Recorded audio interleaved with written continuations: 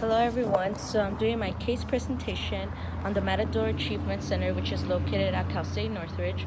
Um, the Matador Achievement Center basically works with professional student athletes on campus. My position there, I was a learning specialist, which I will meet with the student between around 30 minutes to an hour, 1 to 4 times a week or bi-weekly. Basically, we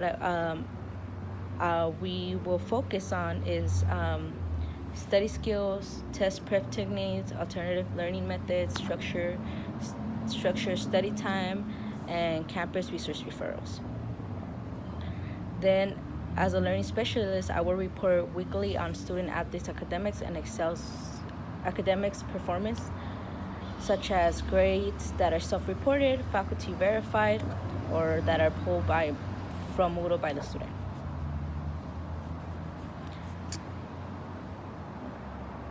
So I decided to do my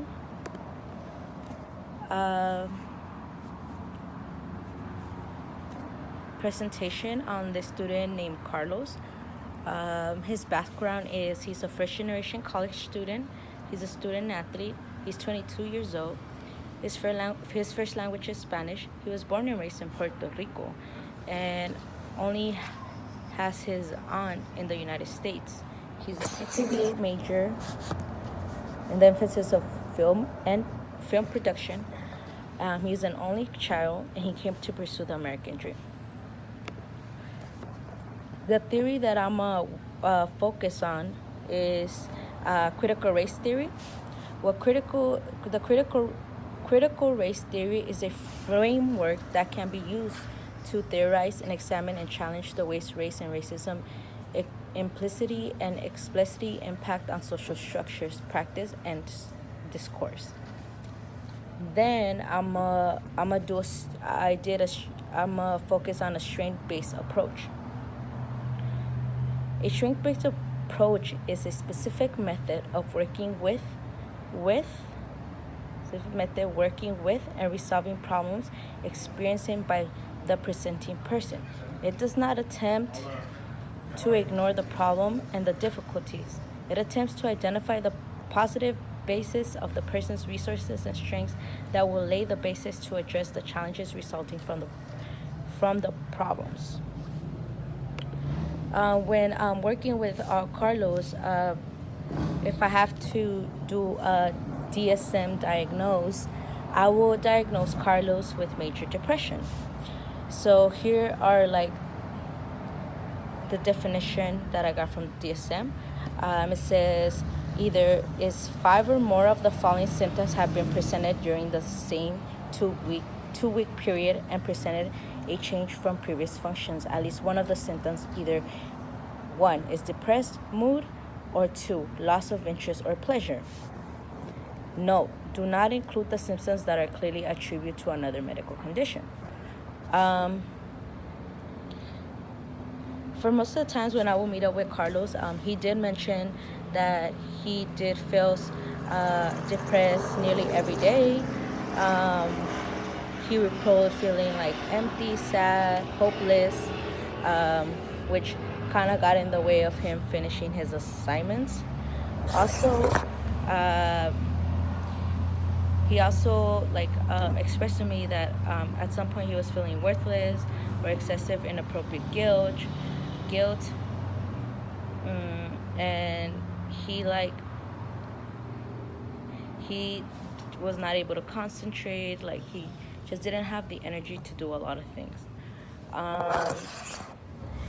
And another thing, while working with him, I realized that I would diagnose him with an anxiety disorder, so it will be a dual diagnosis. And what anxiety disorder says is excessive anxiety, worry, apprehensive expectation occurring more days than not for at least 6 months about a number of events or activities such as work, school, performance. The individual finds it difficult to control the worry. The anxiety or worry are associated with 3 or more of the following 6 symptoms. with at least some of the symptoms having been present for more days than not for the past 6 months.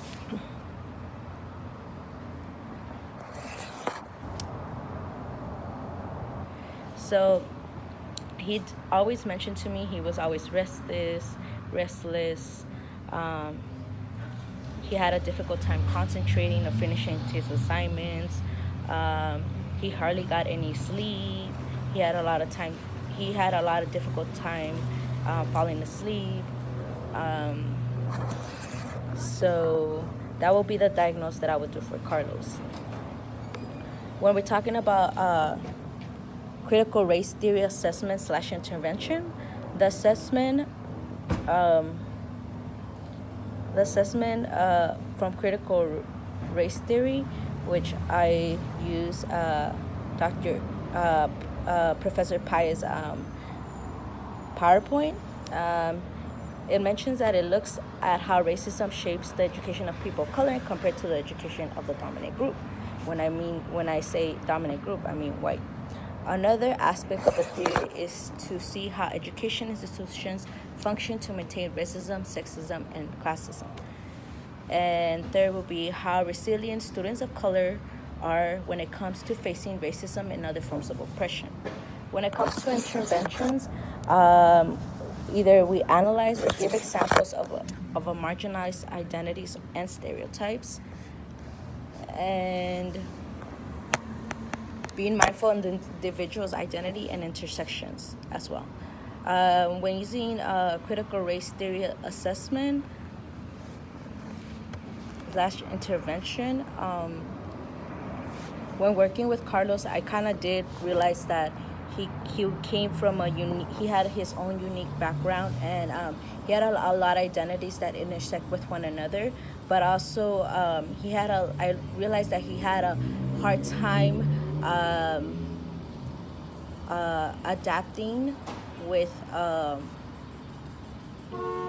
the institution, just due to first of all for being a first generation college student, and he had a difficult time navigating the institution, especially communicating with professors and like asking for help. There's a lot of things that I realized that Carlos had to navigate, which it was very difficult for him sometimes. Not only that, but the transition from leaving from Puerto Rico to the United States. What he mentioned to me, he did that to pursue the American dream and to pursue a better life. He was on a full scholarship here at CSUN, so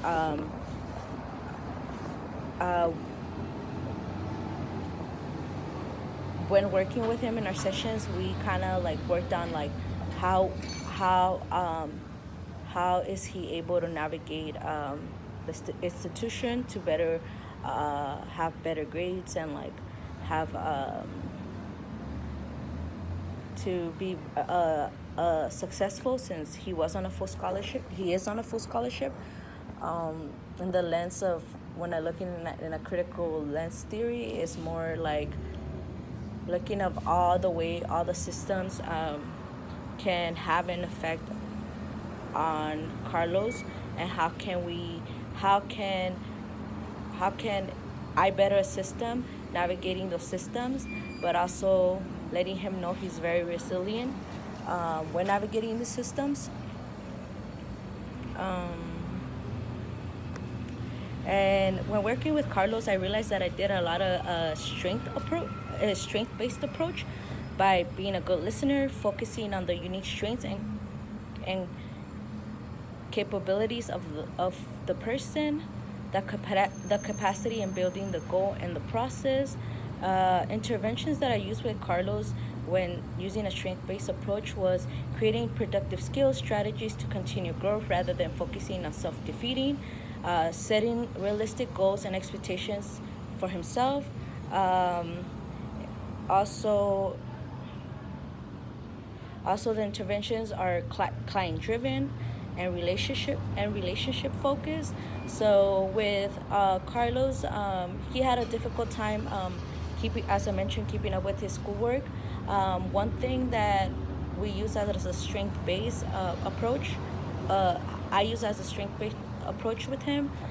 We created a calendar where he was able to lay out all his assignments, the dates that the assignments were due, and